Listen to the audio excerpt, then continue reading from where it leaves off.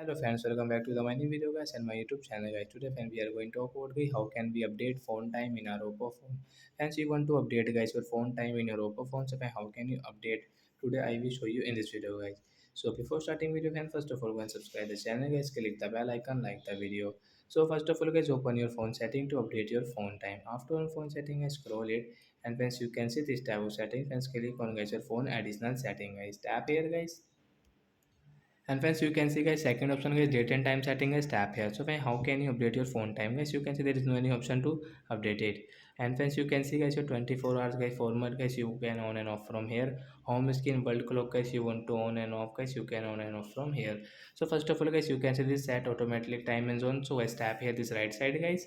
And friends click on guys your phone time setting guys you can update from here. You want to update guys 1 2 3 4, you can update from here. So guys we will click on this 10 10 example for guys you click into 10 10. Friends you can see, and guys am pm guys you can change according to yourself. So guys come back friends, you can see guys your time will update into 10 p.m.